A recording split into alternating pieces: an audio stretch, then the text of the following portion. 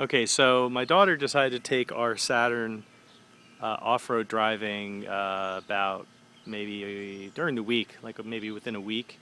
And within the weekend, she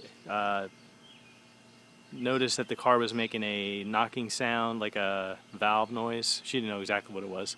So I went out and I checked it out and heard a lot of valve noise. And as I went to back the car out of the driveway, I noticed oil in the driveway. So immediately I thought, uh-oh, got a problem.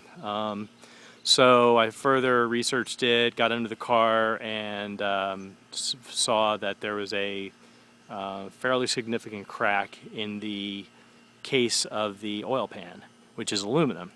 And so, I'm going to insert a picture here, and you can see the crack and see all the oil all over the place. And luckily the crack is sort of isolated to this area that's kind of like a square area sitting up inside a couple of aluminum fins. And my first thought was that's going to be really expensive to repair. And so what I decided to do was research it. I looked up on YouTube a bunch of different options, replacing the oil pan,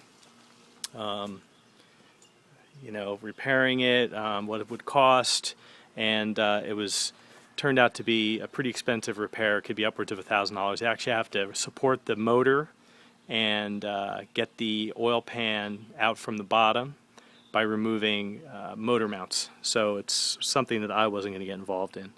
And when I saw like the size of the damage, and then I started seeing people actually repairing the cracks in transmission cases and oil pans with metal epoxy, I went ahead and decided that that's what I was going to do. So I started with basically blowing out trying to get all the oil out of the car. I used a motor flush with a quart of oil, ran it through to kind of thin it out. Basically took you can see down here there's a area where the oil filter fits down into, and I took that out, and right at the bottom of that oil filter there's a hole, and there's an inlet on the left which you can't really see, but I've got a paper towel stuck in there, and the outlet is down at the bottom, and that outlet actually fits well with my pneumatic blower, so I was able to stick that in there and basically over a period of hours put some pressurized air in there and blow out, try to get as much oil as I could get out of the bottom of the oil pan so that I wasn't dripping any more oil. You can see like there's I shot a few videos of that, doing that, so you can see that it did work. It was coming out and it was taking a long time, but it did work. So I ended up doing the repair and basically this is kind of what it looks like. I can get up under here. So you can see like that's where the crack is, or that's where the crack was. And I epoxied that whole middle section where the crack was. I also used a combination of brake cleaner and a wire brush. And I started actually with, believe it or not, I started with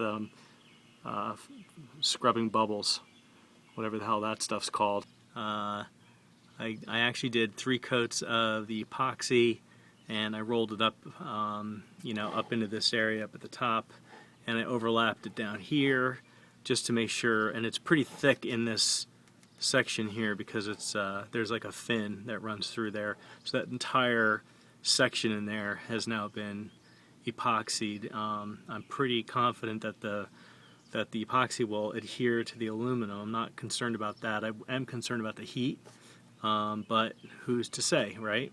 What's going to happen? So I guess we're just going to have to keep an eye on things.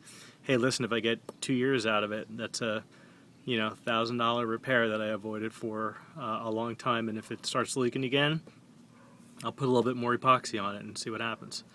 And that's it. Hope someone gets some use out of that.